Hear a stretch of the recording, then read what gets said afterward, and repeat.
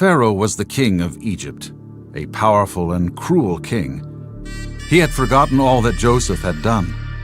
Pharaoh owned the entire nation of Israel as his slaves. When he was afraid that the Israelites were becoming too many, he ordered the death of every baby boy born to any Israelite woman. One family had a sweet baby boy whom they named Moses. They were not going to let Pharaoh kill their child, so they made a basket and placed their son into it. Then they gently lowered him into the river. Baby Moses floated down the river in the basket. It just so happened that the basket floated down the river right to the spot where Pharaoh's daughter was taking a bath. She took the basket and peeked inside. It was a baby. She was shocked but delighted. She wanted to keep the baby as her own. And since Moses' sister was watching the whole event, she offered to get Moses' real mother to take care of the baby. Moses grew up in Pharaoh's palace. He saw how hard the Israelites worked and how badly the Egyptians treated them. His own countrymen were suffering at the hands of these cruel slave drivers. One day, Moses saw a mean Egyptian beating an Israelite. This was more than Moses could handle. He stood up, rushed to the Egyptian, and killed him. Moses had avenged his fellow Israelite, but he had also broken the law. When Pharaoh learned of this, he wanted to kill Moses, so Moses ran away as far as he could. He was no longer a prince, and his fellow Israelites were still in captivity. Moses went into the desert, where he met a group of people who welcomed him. There in the desert, Moses took up his residence. He got married, raised sheep, and passed many years of his life. All the while, God was preparing Moses for a most important task. One day, while he was taking care of his flock, Moses saw a strange sight. There, in the middle of the desert, was a bush on fire. This was quite a sight, so Moses came closer to investigate. Then God spoke to Moses from the burning bush. He told Moses to go back to Egypt, along with his brother Aaron, to help rescue the Israelites. God was going to perform many miraculous signs. Moses was afraid of what would happen to him, but he had to obey God. He went with his brother Aaron, and they went straight to the new Pharaoh. "Let my people go," Moses said. Obviously, Pharaoh wasn't going to let his entire slave population just leave. Pharaoh refused. God hardened Pharaoh's heart. This was an opportunity to see God's hand at work. God was going to punish Pharaoh and show the Egyptians many signs and wonders.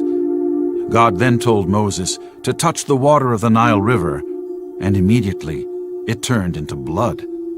Soon all the water in Egypt turned into blood. Pharaoh's magicians said they could do that trick as well, and so Pharaoh was not impressed and still refused to let the Israelites go. Again, Moses pleaded with Pharaoh, but God hardened Pharaoh's heart, and he refused to let the Israelites go. Then God sent a plague of frogs that covered the land. Still, Pharaoh refused. Again, Moses and Aaron came before Pharaoh and demanded that he let the Israelites go to worship God. Again, Pharaoh refused. This time, God did an even bigger sign to punish stubborn Pharaoh. God sent gnats. They covered Egypt, but not the area where the Israelites lived. This was horrible.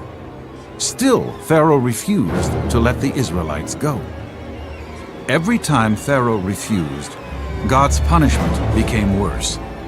This time, God sent a swarm of flies that covered the land.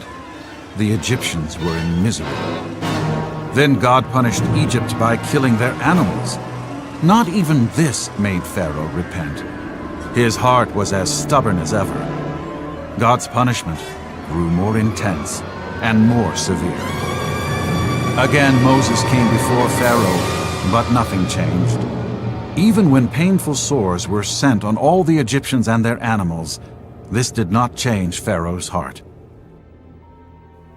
Then God sent hail, the worst hailstorm the land had ever seen.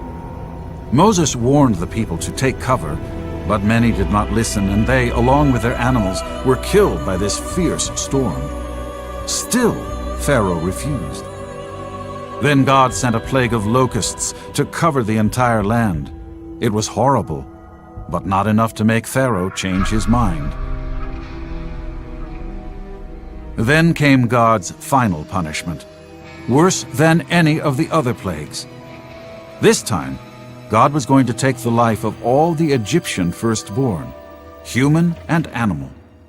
God told the Israelites to take a lamb, slaughter it, and paint some of its blood on the doorposts of their houses.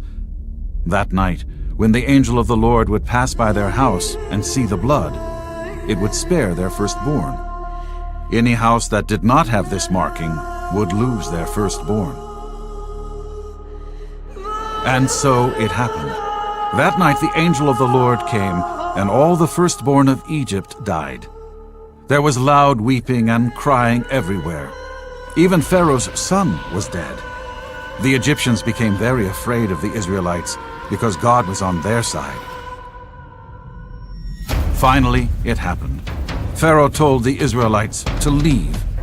During Passover, the Israelites ate their supper standing up, picked up their bags, and walked away from Egypt, never to return.